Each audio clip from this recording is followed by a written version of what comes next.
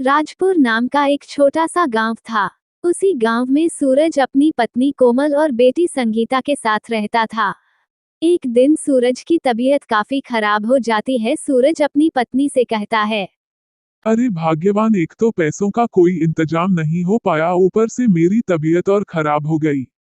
समझ नहीं आ रहा है कि सुमित बेटे की कॉलेज की फीस का इंतजाम कैसे हो पाएगा। कल ही शहर से सुमित का फोन आया था।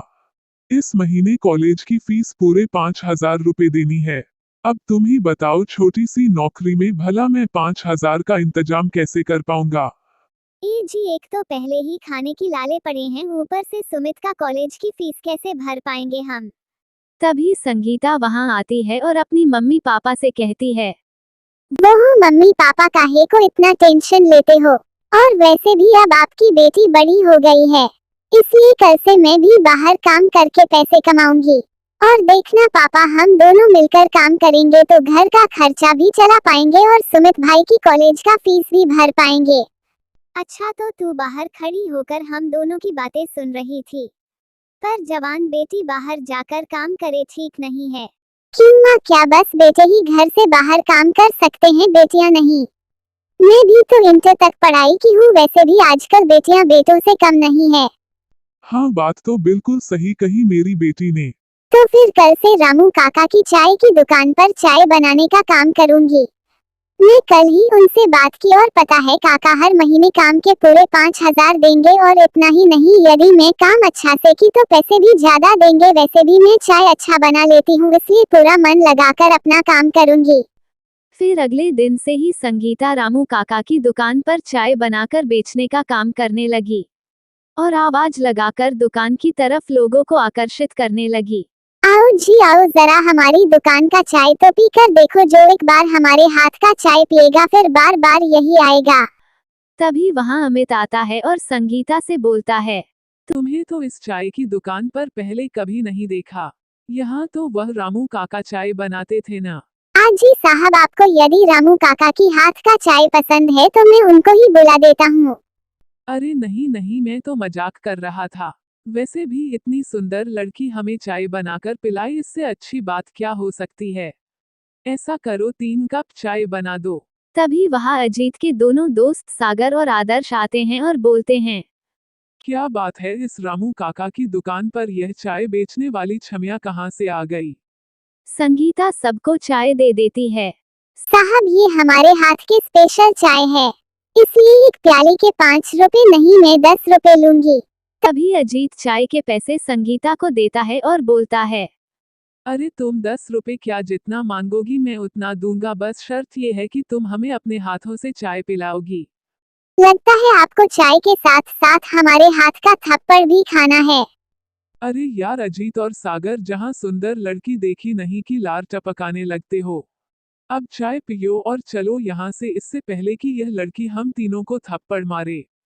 फिर वह तीनों दोस्त चाय पीकर वहां से चले जाते हैं। उनके जाने के कुछ देर बाद संगीता की दुकान पर चाय पीने वालों की भीड़ लग जाती है। सभी संगीता के बनाई हुई चाय का खूब तारीफ करते हैं। फिर संगीता रोज चाय की दुकान पर जाकर चाय बेचने लगती है और उसकी बनाई हुई चाय की चर्चा दूर दूर तक होने लगी थी। एक रात संगीता अपने मम्मी पापा से बोलती है, देखना पापा, एक दिन में अपनी खुद की चाय की दुकान खोलेगी, फिर आपको छोटी मोटी नौकरी के लिए यहाँ वहाँ नहीं जाना पड़ेगा। फिर हम तीनों मिलकर खूब मेहनत करेंगे और खूब पैसा कमाएंगे। अगले दिन संगीता फिर से खुशी खुशी दुकान पर जाती है और चाय बनाने लगती है। दुकान का काम करते करते सुबह से शाम हो जाती है कि तभी वहां अजीत आता है और देखता है कि दुकान के आसपास कोई नहीं होता है। तभी अजीत चाय लेने के बहाने से संगीता का हाथ पकड़ लेता है और संगीता को दुकान से बाहर लाता है और उसके साथ छेड़खानी करने लगता है। साहब, ये क्या बदतमीजी है, देखो आप मेरा हाथ छोड़ो, नहीं तो मैं चिल्ला के सबको इकट्ठा कर लूंगी। तभी वहां सागर और आदर्श आते हैं। आज हम लोग तुझे छोड़ने वाले नहीं है। तीनों दोस्त मिलकर संगीता के साथ छेड़खानी करने लगते हैं। तभी संगीता को जोर से चिल्लाता देखा अजीत अपने हाथों से संगीता का मुंह बंद कर देता है। कुछ देर बाद जब वह संगीता के मुंह से हाथ हटता है तो संगीता जमीन पर गिर पड़ती है। हे भगवान, इस चाय वाली को क्या हो गया, कहीं दम घुटने की का वजह से ये मर तो नहीं गई। यार अजीत, तुमने इसका मुंह बंद करके सही नहीं किया, इस बेचारी को हम लोग को मार डाले।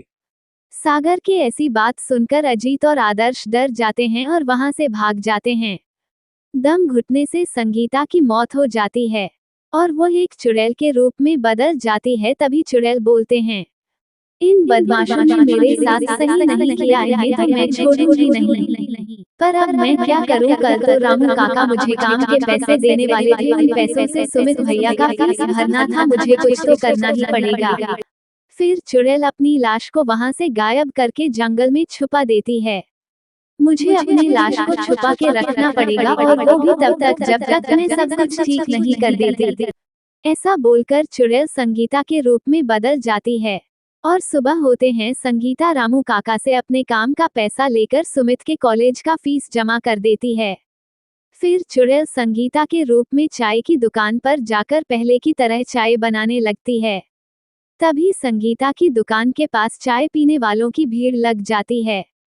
तभी गांव में रहने वाला हरिया काका संगीता से कहता है, संगीता बेटी, मुझे 50 लोगों की चाय फैक्ट्री पहुंचानी है, तो तुम इतनी सारी चाय बना लोगी ना? वो क्या है कि मुझे थोड़ा जल्दी है। अरे हरिया काका, आपको पता नहीं है मेरे हाथों में जादू है, आप कुछ देर वहाँ बैठिए, मैं जल्दी ही आपको जोल्टी में चाय डाल कर देता हूँ। फिर संगीता चुड़ैल की शक्तियों से जल्दी ही चाय बनाकर हरिया काका को दे देती है। फिर क्या संगीता रोज चुड़ैल की शक्तियों से चाय बनाकर लोगों को पिलाने लगी। एक रोज संगीता चाय बनाते हुए सोचने लगती है, अगर ऐसे ही हमारा चाय का धंधा चलता रहा तो एक दिन सब ठीक हो जाएगा, हमारे घर की गरीबी के दिन दूर हो जाएंगे। संगीता ऐसे सोच ही रही थी कि तभी संगीता की दुकान पर अजित अपने दोस्तों के साथ आता है और बोलता है, अरे यार सागर, ये क्या, ये लड़की चाय वाली तो बिल्कुल सही सलामत हमारी आंखों के सामने चाय बना रही है। चलो चल के देखते हैं कि आखिर ये लड़की जिंदा कैसे हैं। ऐसा बोलकर अजीत, सागर और आदर्श तीनों संगीता के पास जाते हैं। संगीता उन तीनों को देखकर आग बबूला हो जाती है। तभी संगीता को गुस्सा आता है और वह संगीता से चुड़ैल के रूप में बदल जाती है। अरे कमबख्त, तो तुम क्या मुझे नहीं छोड़ोगे? अब तो मैं ही तुम्हें नहीं छोड़ने वाली, तुम तीनों के वजह से ही मैं एक चुड़ैल बनी हूँ और अब मैं तुम तीनों में से किसी को भी नहीं छोड़ने वाली हूँ। तुम तीनों ने मेरा मुंह बंद करके मुझे मार डाला। अरे तुम्हें पता भी है मेरी मौत से मेरे मम्मी पापा पर क्या बीतेगी? अपना घर चलाने के लिए मुझे अपनी लाश जंगल में छुपाना पड़ा ताकि मैं फिर से संगीता के रूप में चाय बेच सकूं। हमसे सच में बहुत बड़ी गलती हो गई, हमें मालूम नहीं था कि उसे दिन तुम्हारा मुंह बंद कर देने से तुम्हारी मौत हो जाएगी। हम तीनों तुम्हारे साथ जो बदतमीजी किए उसके लिए हम तीनों बहुत शर्मिंदा है, हमें माफ कर दो। तभी चाय की दुकान पर कुछ लोग आते हैं और चुड़ैल को देखकर उनके होश उड़ जाते हैं। तभी चुड़ैल रोकर बोलती है, हरिया काका, मैं चुड़ैल की संगीता हूँ। फिर चुड़ैल सभी को सारी बात बताती है। तभी चुड़ैल की दुकान पर रामू काका और संगीता के मम्मी पापा आ जाते हैं। हे भगवान, मैं ये सब क्या सुन रहा हूँ? मेरी संगीता को तुम तीनों बदमाशों ने मिलकर मार डाला।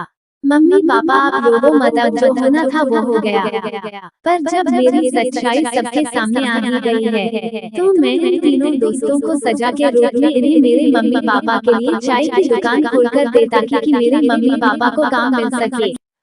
फिर तीनों दोस्तों मिलकर अपने पैसों से संगीता के नाम से एक शानदार दुकान खोलकर उनके मम्मी पापा को देते हैं और साथ ही मिलकर संगीता का पूरी विधि विधान से अंतिम संस्कार करते हैं।